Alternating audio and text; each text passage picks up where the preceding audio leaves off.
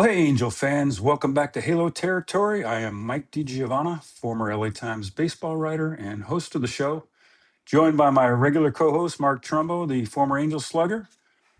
And our guest today is Jeff Fletcher, the Angels, longtime now Angels beat writer for the Orange County Register. Fletch, how you doing today? I'm great. How are you guys? I'm good. Hey, thanks for joining us. So we are a solid month into spring training and now 2 weeks away from opening day.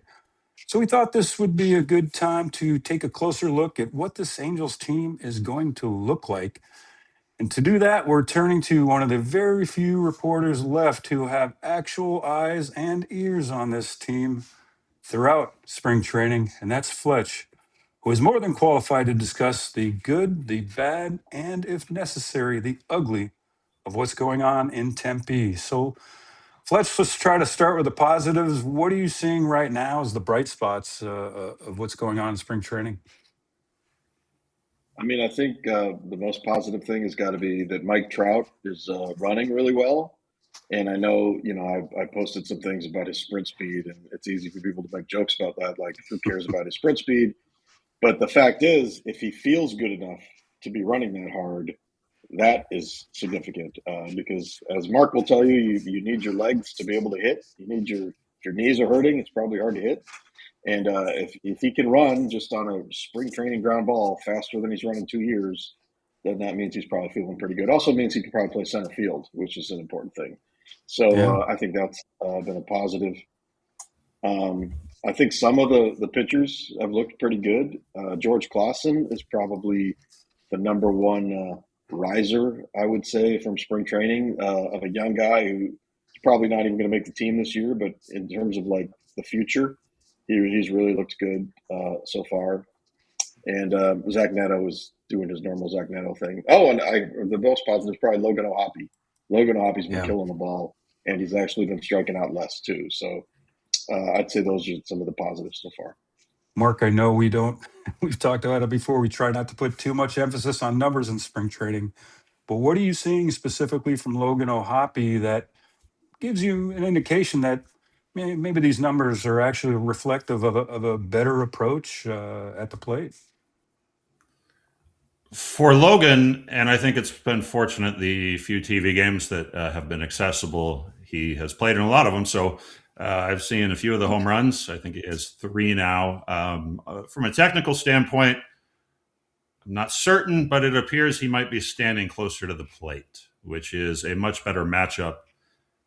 We commented on some of the off-season videos, one of them in particular, and I know that I was a little bit intrigued by it.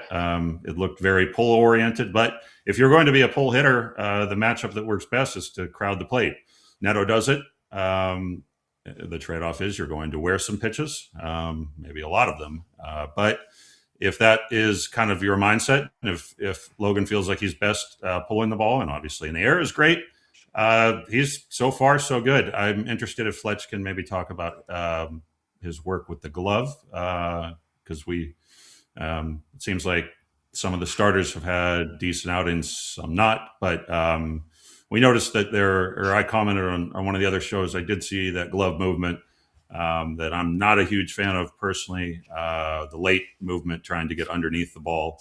And it's probably here to stay. So maybe pitchers are not rattled at all by it. But to me, it looked maybe a little dramatic, and I don't know if that's even a story at all. But he's had a very, very good start, and that's very encouraging. I can't really speak much to his receiving because, first of all, even the games I'm at, I'm watching from behind him. So I'm not even seeing, the way he's receiving the ball, and I'm certainly not an expert in it anyway. But I do know that he's got Max Stassi working with him every day, and he was a great receiver. And Kurt Suzuki is now the manager, plus having Travis d'Arnaud. So I think if any group of people can get Logan on the right track as far as the defensive stuff, I think it's those guys.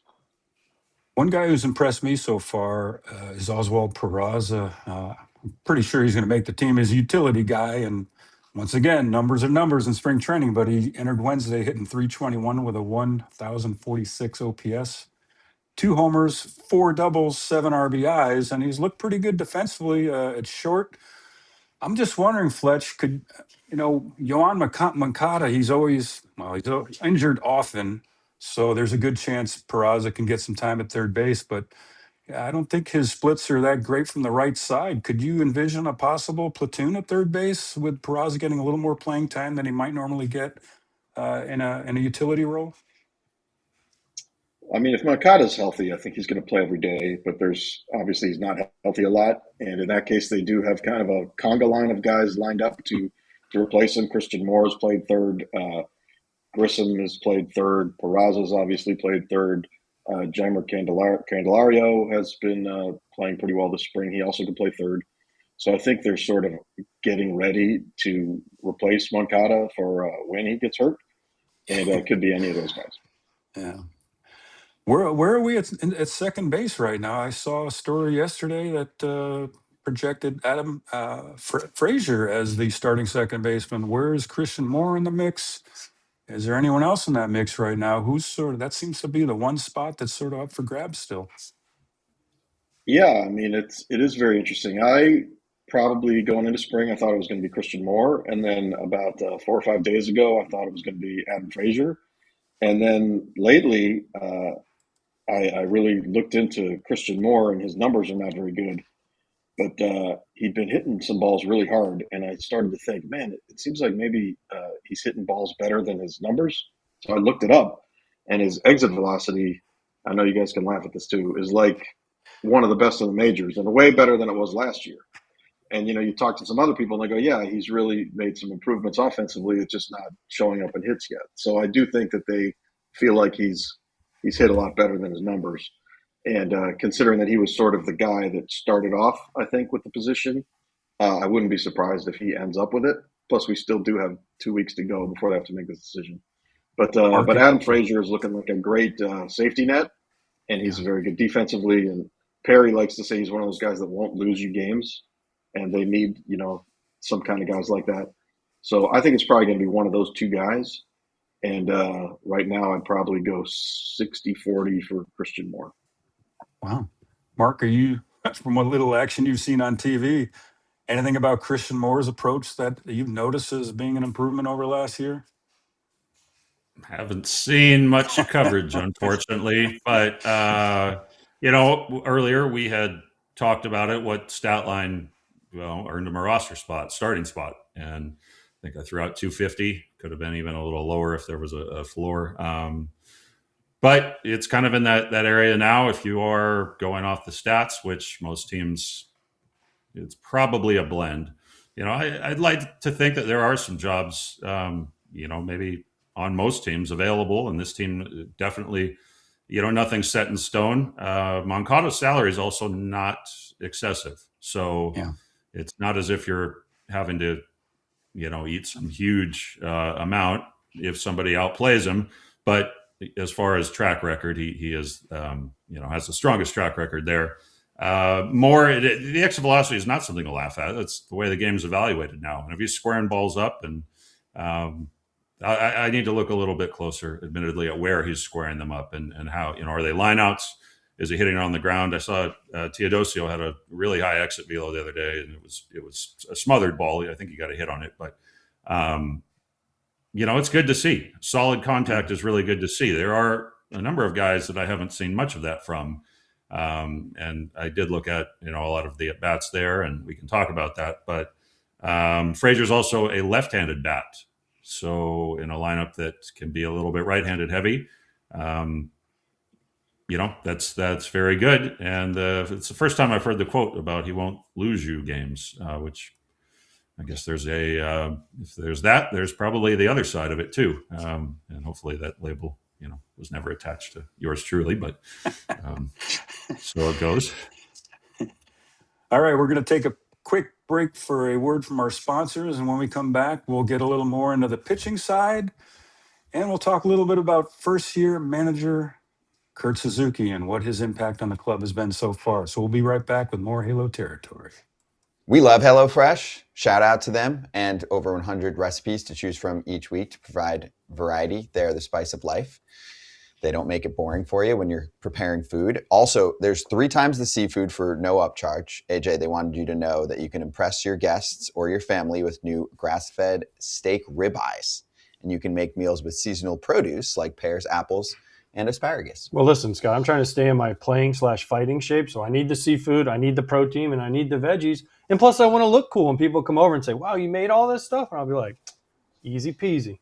A new slogan, HelloFresh, making AJ look good. So go to HelloFresh.com/FT10FM to get 10 free meals plus a free Zwilling knife, a $144.99 value on your 3rd box. Offer valid while supplies last. Free meals applied as discount on first box, new subscribers only, varies by plan. Because when dinner tastes this good, nothing hits like home cooking. Oh, welcome back to Halo Territory. Our guest is Jeff Fletcher, Angels beat writer from the Orange County Register. Before we get into the pitching, we do need to bring up some of the not so bright spots on the offensive side. And we talked about Mike Trout's sprint speed, and hey, I agree with Fletch. I think if he feels good, that's at least an encouraging sign. But at the plate, doesn't seem like he has looked that good. What are you seeing from him at this point, Fletch? Does he show any signs of returning to the Mike, something resembling the Mike Trout we all knew and loved? Well, he's not striking out as much as he did last year, so I think that that's something to take. That he said that the problems he was having last year when he was striking out so much was because he wasn't really seeing the ball well enough because his head was getting all out of whack with his swing. And so if he feels like his head is back in the right place, he's seeing the ball and he's at least making contact. So I'm not too worried about Mike Trout. I don't think he's going to be 1,000 OPS Mike Trout, but I definitely think he could be a 830 Mike Trout again, which would be better than anybody else they have. So I think he'll be all right. Mark, what are you seeing from Trout, and what do you think about his sprint speeds to first base? On the surface, a positive for a guy that has battled injury. Is that represent? I'm assuming that's 100% effort. And if there are balls he's looking to beat out, then you don't have time to think, and you're not going to think when the game, is happening, especially during the regular season. If you're sniffing a hit, you're going to go for it. So that is really nice. I haven't seen too many at-bats again, but the solid contact, it doesn't appear to have really arrived yet. That he has a strong track record. I will say this, and I've hesitated, but mechanically speaking, he has cited some things that he believes are the culprit for some of his struggles. I think his back leg in particular, at times he's mentioned as kind of one of the biggest culprits. And I think that he's right about that. But part of it too, I think his timing hasn't been as good as it has been in the past. Last year, especially, I noticed he was late getting his foot in the air. He usually uses a bigger leg kick.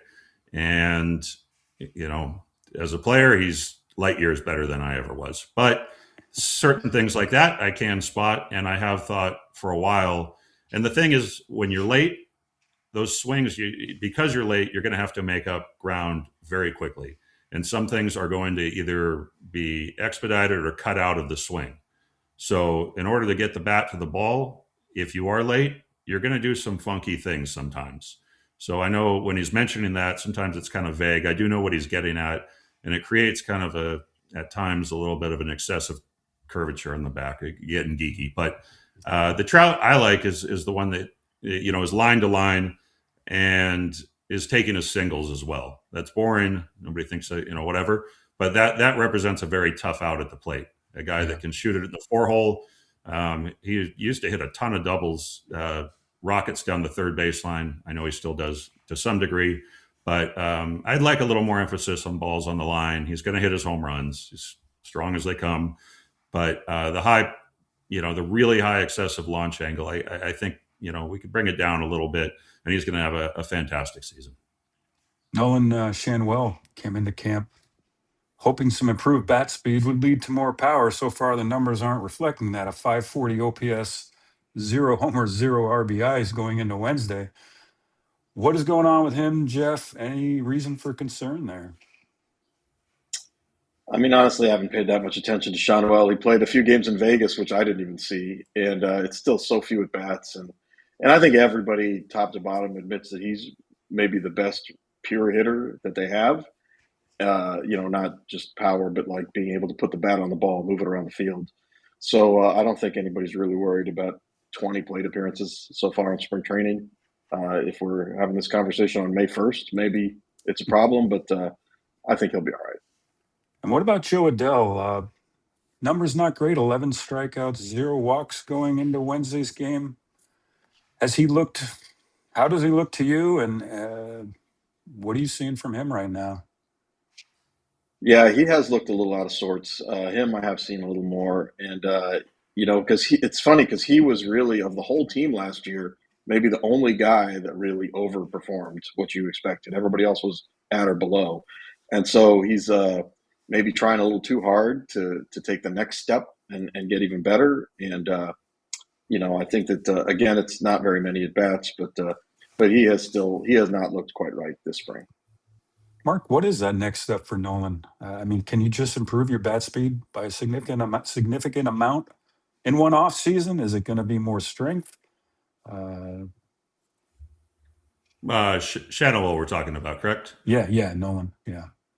I feel like he's somewhat caught in the middle. This rhetoric it continues, and he'll carry it for a long time. Now, he did say something that made a lot of sense: is hitting more doubles, because he is a first baseman. He doesn't run well, and his biggest strength plays better at other positions. To be honest, first basemen are generally counted on to drive the ball.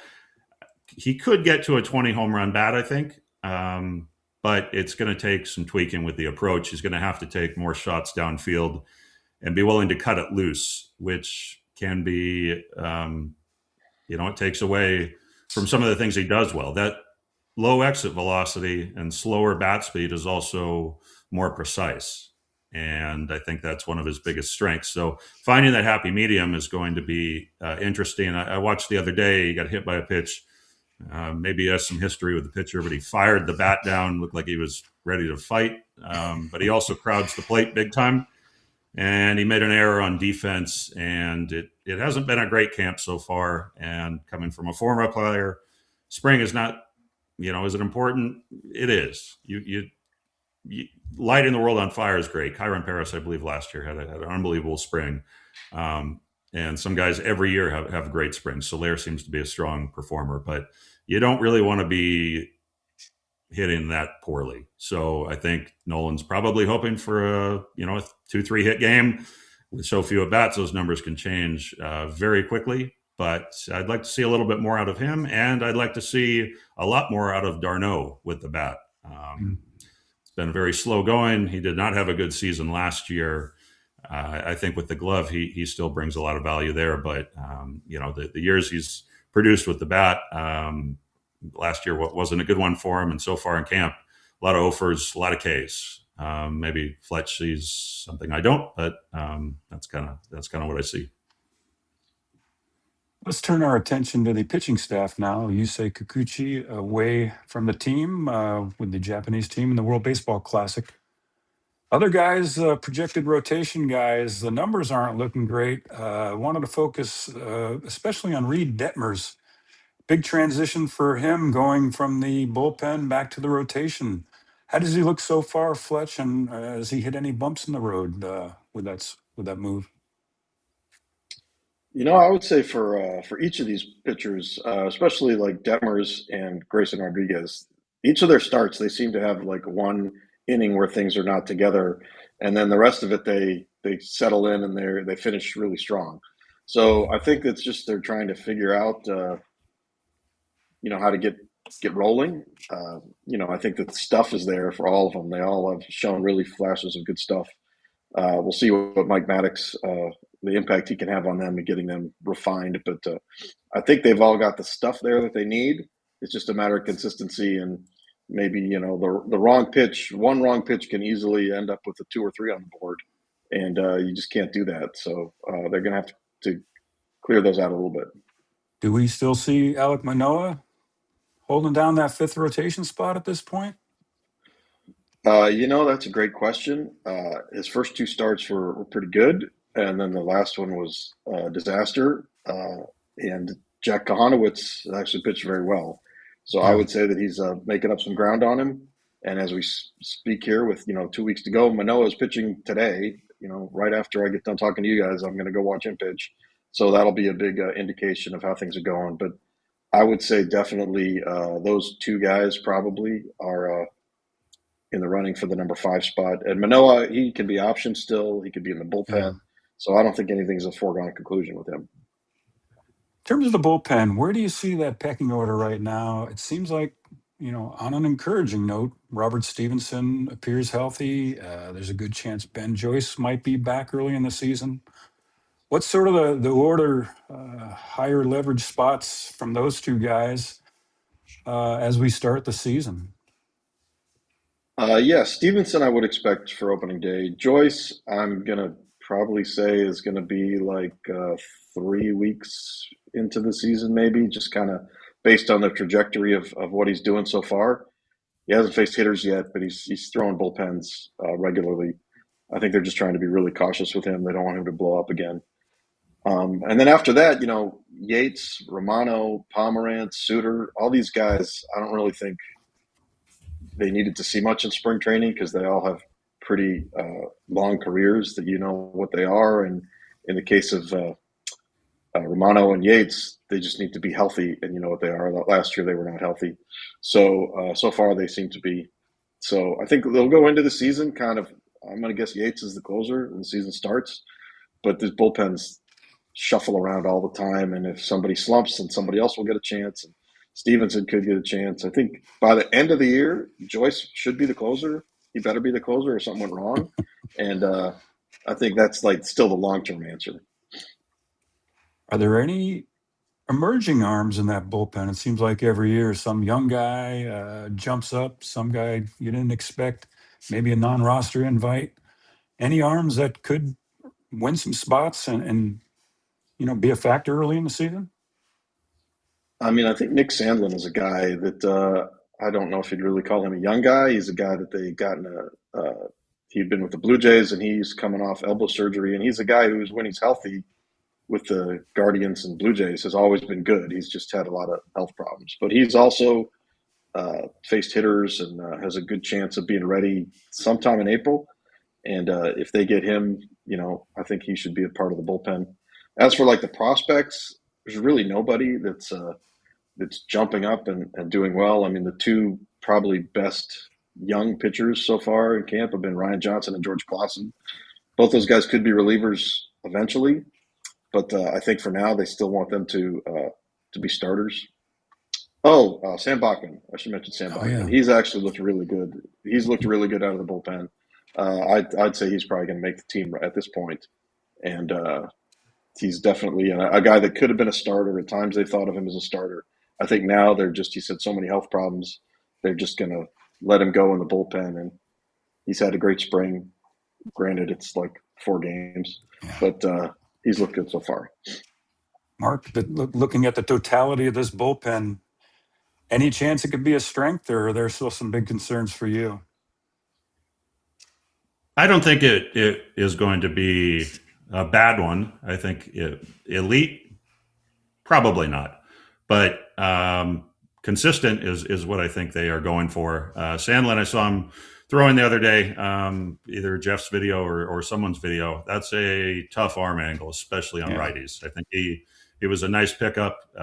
His stuff looks good. His numbers have always been good. The health, as is the case. Great to see Bachman doing well. I am a fan of him. I like his repertoire. I think he looks nasty. And I think it's probably for the best that we keep him in the bullpen starting. It's a different mindset. That's the part of the thing with Detmers too. I've watched at least 2, 1 for sure, but maybe 2. I think I don't know. The Detmers that came out of the bullpen last year attacked, and he went right after guys. At least one of the starts, it was, and it's early in spring and yada yada, but trying to mix the pitches and kind of, I don't know, starting off with some curveballs. I think he has possibly a new pitch, maybe a split or something. It stinks having to speculate so much. I wish I could say it concretely, but this is where we're at. So I really am hoping Detmers, takes off and does really well. Klassen has huge stuff. I mean, that if he can kind of, I think it's the base on balls that he's struggled with, but his stuff is premium. That looks really good. And the last thought I had watching Kahanowitz, I've not seen the defined big sinker. The other day, it looked like a little bit of two seam, but more of a straighter pitch, and then kind of a cutter off of that, sometimes labeled as a slider. So it looked like a pretty decent change, at least as far as the repertoire goes. Probably by design, but part of what I thought made him really good when he was doing well was that sinker that got so many ground balls and a lot of double plays. So interested in that. Is Bremner pitching today? What's the deal with that? Where is he? He is. He's pitching at some point in today's game. So we'll see how that goes.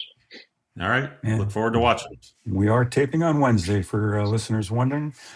So Fletch has now been around long enough where you're on your, what, 6th or 7th manager? I've lost track in how many years. Sosha, Osmus, Madden, Nevin, Wash, Montgomery, Suzuki. 6. 7. Well, 6, yeah. Well, so, okay. So how Kurt Suzuki, first year guy, not very removed from his playing days, obviously. What has he been like? What are you seeing in his first spring as manager? Is he putting his stamp, whatever that stamp is, on this team? Well, there's really only so much a manager can do in spring training, but I will say one thing. The reason that I'm talking to you guys at 10:30 in the morning on a Wednesday is because the players are having a show and go, which means that they don't, instead of showing up at like 7:30 to do a bunch of work, they can just show up, whenever they need to show up to get ready for the game, which is, could be 9:30, could be 10, could be 10:30. And that's the kind of thing that Mike Scioscia would never do. And it's, I think the players appreciate that he, being pretty not far removed from being a player, really understands the grind of spring training. And I think that the players probably appreciate that. And it's a little bit of a break. I'm sure Mark can talk to the grind of being at the clubhouse every day at 7 when you're used to playing night games all year, and it's probably not fun for the players. So getting this little break, I think, is just a sign that Kurt Suzuki still bonds with them. And, as for really what kind of manager he is, I don't think we are going to know until they start playing some real games. But so far, people seem to like him. He's good to the media. We like him. Is he running what you'd consider a tight camp, more of a relaxed camp? It seems pretty relaxed to me, but I'm not out there doing any drills, so I don't know. You're not Sam Blum out there working on your infield and hands and with Ron Wash? No. Is there any particular part of the game that Kurt is putting an emphasis on, more focus on? I mean, they always say all the same stuff every spring. They say, this is the year we're going to focus on situational hitting. I think I've heard like 20 years in a row. That's like, we're going to get the runners in from third with less than 2 outs. And it's funny that actually last year the Angels were one of the better teams in baseball at getting runners in from third with less than 2 outs. But nobody knew that because their problem was they couldn't get the runners to third in the first place. So they didn't score very many runs. So people like to pick out like these little situational things that you're bad at when actually you're bad at the big things, which is, hitting. So, but anyway, that's a tangent. I don't think they're working on anything especially new. It's just the normal baseball stuff. Yeah. Now, Mike Scioscia, as Mark fondly remembers, was a master at the spring training team meeting, bringing some levity, some humor to almost every day. And I remember sitting outside that clubhouse, just hearing the walls just shake with laughter. Is there anything Kurt Suzuki is doing to build chemistry? Maybe, whether it's those kinds of meetings, those kinds of pranks that seem to loosen everybody up over the years when Scioscia was here? Anything you're seeing along those lines? I think Tim Buss is in charge of chemistry and levity. He's he came over with Joe Madden, and Madden called him the VP in charge of stuff. And now he's continued to escalate in his job duties. And but he kind of runs the before they stretch, they all gather together in the outfield, and there seems to be a lot of laughter coming from that. And I think that's a Tim Buss production. Gotcha. Here we'll close the show with the last question about the regime change at the top of the organization. As we talked about in our last show or two, Molly Jolly is replacing John Carpino as team president. Molly was the chief financial officer for many years. Has there been any Molly Jolly sightings in the backfields, Jeff? Has she made herself any more visible? No, she is not. But we also didn't really see John Carpino in spring training either. So I think that any fans who are expecting any sort of a change in terms of the things that matter to them based on this change are going to be disappointed. Pretty much Artie Moreno was in charge of everything that matters, and Artie Moreno is still in charge of everything that matters. So whoever the number 2 person is, it's not going to really make much difference. It's still going to be what Artie wants, and I think that there's not really going to be any change in terms of the day-to-day, either the baseball operation or the operation at large. Mark, were you a big fan of the show and go? I know we saw that in the regular season, often when teams were slumping, but don't see much of that in spring training. It's a good way to mix it up. I think at times we usually did it once in spring. I know social like to put the work in. There's no doubt about it. And that's the mentality I carried through the rest of my career. And quite honestly, when we do it some other places that I played, I worried that I wasn't always prepared, because whether or not, you get accustomed to this is what you do, this is the routine, I put this amount of work in, and then on days where show up much later. But some guys advocate for, I know Joe Madden was saying some things, and, I didn't feel the need to press back on his opinions, but workload management. It seems like he's not a fan of on-field batting practice. I think there are a lot of benefits to it. And I know some managers get, that's how they communicate with their players is walk in the outfield. Buck Showalter did it. Kirk Gibson did it. Many others, they just make their rounds, as they call it. And that's a good way just to kind of get some face time, because otherwise in the locker room, people are doing their thing and you don't want to interrupt or otherwise. Caden Dana is mononucleosis. Is he's kind of back and starting to mix it up? He's been back and he's thrown some bullpens. He still hasn't faced any hitters yet. Obviously, he's not going to be ready for the start of the season. I don't think he was really a super strong candidate for the major league roster anyway. So he's probably going to get to be in the AAA rotation and maybe just be a little bit behind the other starters when the season starts. Maybe not throwing as many innings as those guys. But he'll have the chance, when they need somebody, when the call comes in May or June or whatever, that he should be one of the guys on the list. Any And other Lowe? health concerns? Yeah, I was going to mention Josh Lowe. He hasn't played much at all this Oh, spring. yeah. Josh Lowe had an oblique, and which is the injury that he had for the last 2 years, although he says this is his other oblique, so he's not really that worried about it. He is supposed to be getting in some minor league games this weekend, and just you can bat 10 times a day in those minor league games, and he's going to kind of get caught up there. And they seem to be pretty confident that he'll be ready for opening day. All right, we'll close our show with that. Jeff Fletcher, longtime beat writer for the Orange County Register, thanks for joining us today. Thank you for joining us. Please like and subscribe, and we will see you next time on Halo Territory.